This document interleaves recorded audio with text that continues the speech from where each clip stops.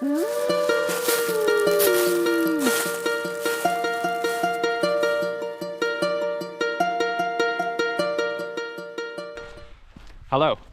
I'm Phil from We the Wild. I'm out here with my brother Andrew. Hi everybody. We're out for the next 4 days in the Scottish Highlands looking for antlers, so antler sheds, shed hunting they call it, and stopping in bothies. And we're going to be meeting up with our friend Lewis and his girlfriend. I told one of my friends in London that we were going shed hunting, and she genuinely thought that we were going around looking for sheds that had been just like built and left. Like garden sheds? Yeah. Nice. No, antlers. Deer drop their antlers every year. I think it's like the fastest growing tissue animals produce. It is. I think that's true. It is. So they drop them every year, and basically for the last 4 years, me and my friend Lewis have come out here to find them and to moderate to good success. So hopefully find some more. And if you wonder what we do with them, usually I'll make knife handles or hang them on the wall. Andrew wants to make a guitar rack. Like a goddamn cowboy. Like a cowboy. So yeah, you can come along with us and see what we find. We walked in the cool evening air from Lochar-Keig to a Chul bothy, our packs filled with everything we would need for 4 days of hiking and shed hunting in the wilderness. However, as we approached Chul, the half dozen tents outside looked like anything but a wilderness. So we arrived at the bothy quite late and it was very full. So now we're just walking around Glendessery Forest looking for a place to camp. Not ideal. Not ideal. Not ideal. That's what it is. It is what it is. Hello. Hiya.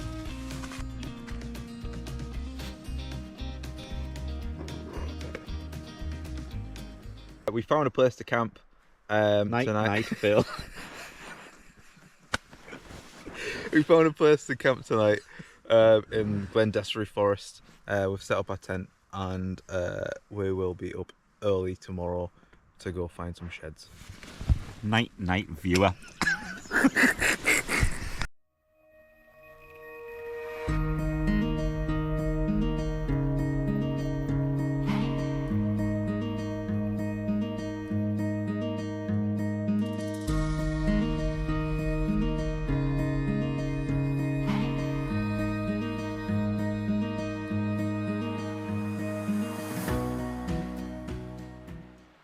Good morning. We're out here in Glendessery Forest and we just woke up. It's very frosty morning. I've just come down to get some water from the river and then we're going to have some coffee and head over back to a Chul bothy, which was full last night, to go see Georgia and Lewis and then hopefully have a full day shed hunting. They already found 5 antlers just on the way in to the bothy yesterday, so hopefully they've left some for us. Sphagnum makes a very good make-do sponge as well.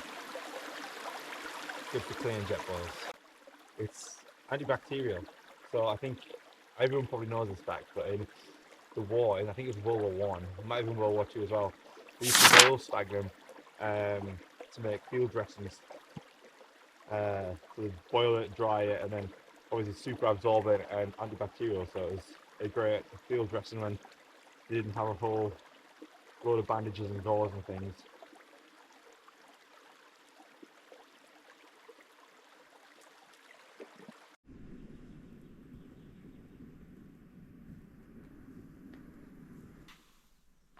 Well,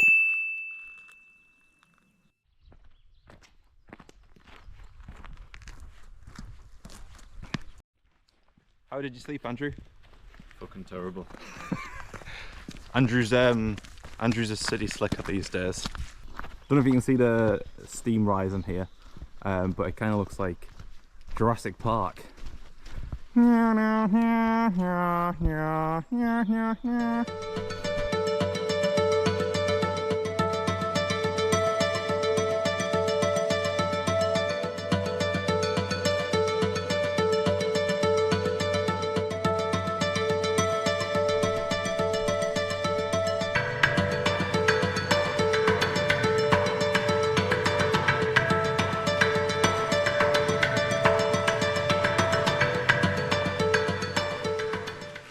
There's a chul bothy in the distance, and the hill we're coming up to is the hill I was saying I found.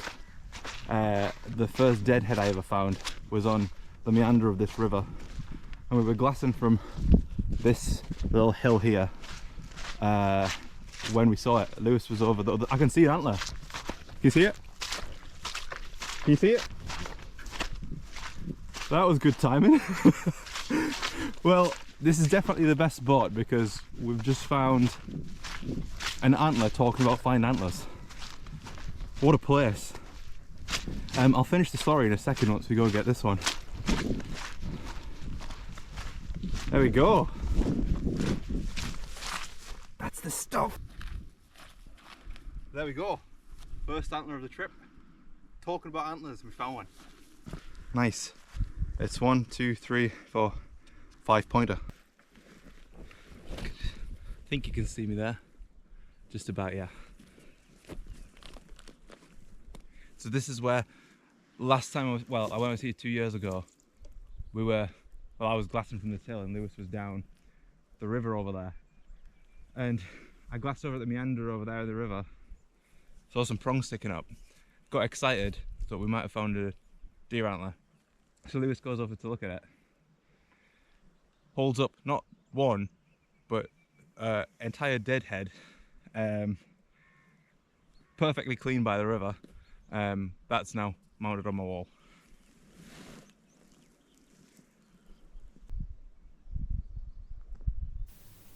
We spent about 30 minutes just glassing the valley from the hill before splitting up and heading out on foot.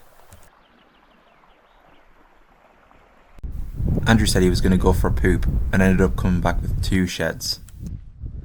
Let's see what you found. 2 baby broken nice. antlers. After dropping our bags off at the bothy, we spent the morning following deer tracks through the surrounding forest. So far we'd found 3 antlers, which gave us high hopes for finding more. Red deer drop their antlers from about March to May, and getting out there at the right time is key to a successful shed hunt.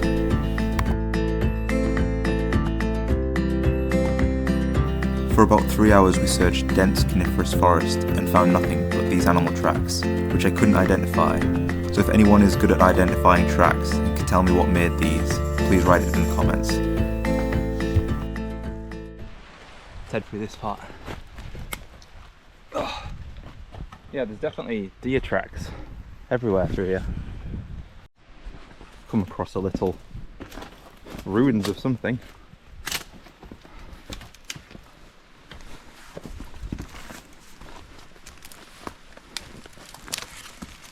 What is it? It's like a little dwelling.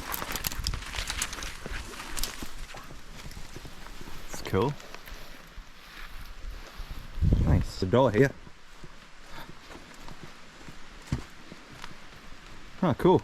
Probably a little crofters hut or something.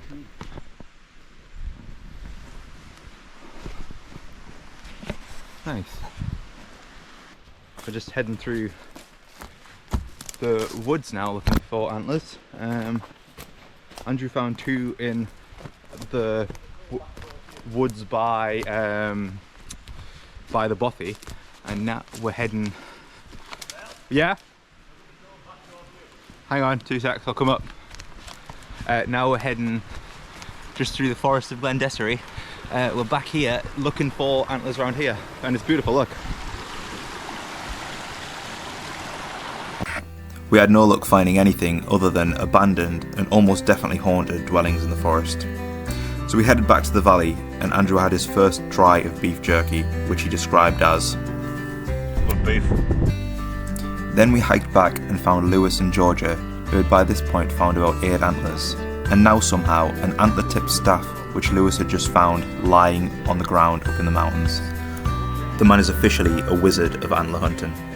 Meanwhile, I was finding nothing but stuff like this. So there's a very, very washed out white gunky antler. I think we'll leave that one here for the next person. But a good sign. We're just following this very trafficked deer trail here, and that's where I stumbled across this one. So we'll keep going. Here we go. Antler number... How many have you got, Lewis? Oh, it's a little baby one, look at that! 13 now. 13! Lewis and George's antler finding wizardry caused me to catch what can only be described as antler fever. So I crossed the river and marched through deep bog in hope that no one else would have been stupid enough to look there. And I was rewarded with antler number 5. I might actually sink here, oh my god, but we found one. By this point in the day, everyone was pretty Andrew? tired, and Andrew was dead, so we headed back to the bothy to settle in for the night.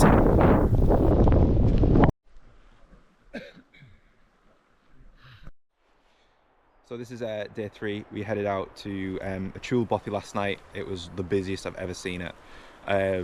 Usually when we go there, there's like one other person there, or maybe one of the rooms got a couple of people in it. Last night, I think there was something like 14 people inside, and then there was, I think, about 7 tents outside. So not exactly the remote sort of wilderness experience you'd be hoping for out here. So we're going to head to Glen Peen today. There's a couple of spots on the way that we think we might see some deer and some antler and maybe some other wildlife. So we're going to head out there and stop there for one more night, and then we'll be heading off the next day.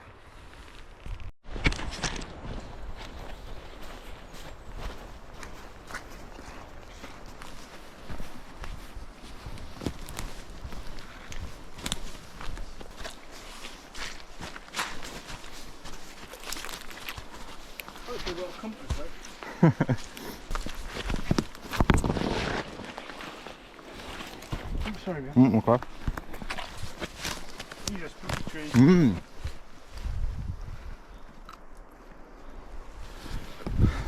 Big leopard, I think. What a little beauty.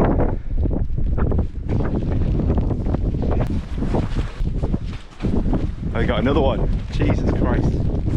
Bigot. Wow. There's another one. I found these 2 antlers on day 3 within about 20 metres of each other, but unfortunately not a matching set. Lewis and George are both headed back to the car, and me and Andrew headed to Glen Peen for our last night in the wilderness.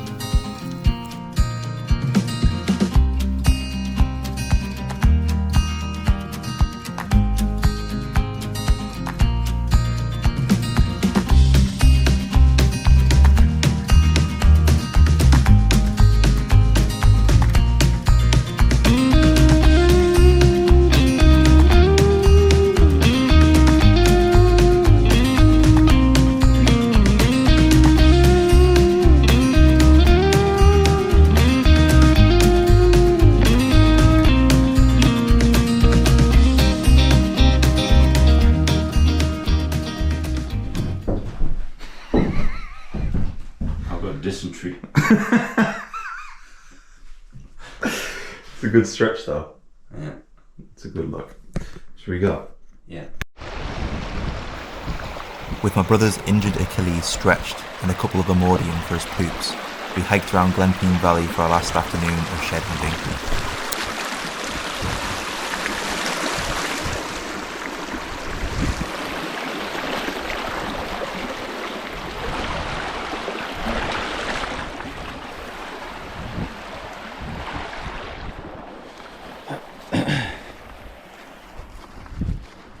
So, this looks like a very good spot for antlers. Let's have a little look.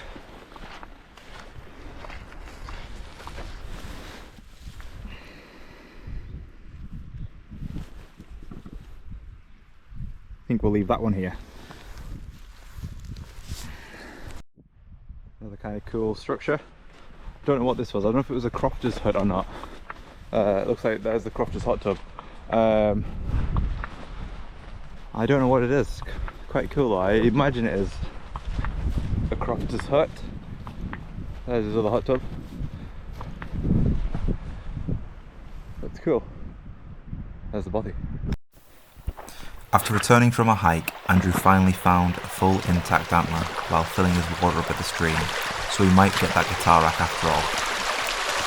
We cut some dead standing timber far away from the bothy, hauled it back and split it. It should stock the bothy for us and whoever comes after us. Bothies truly are magical places, and it's a privilege to use them, so always try to leave them better, cleaner and more stocked with firewood or coal than you find them. Glenpeen Bothy now even has an outhouse, a truly beautiful place for a poop. I think the first one got blown away by the wind. Thank you so much to all the people who build and care for these unique wilderness shelters. Let's show them our gratitude by keeping them clean and respecting the surroundings. Remember, take only antlers, leave only footprints. And maybe a couple of poops.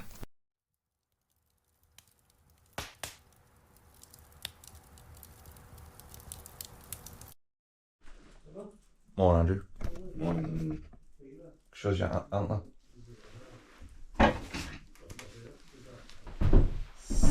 Away we go.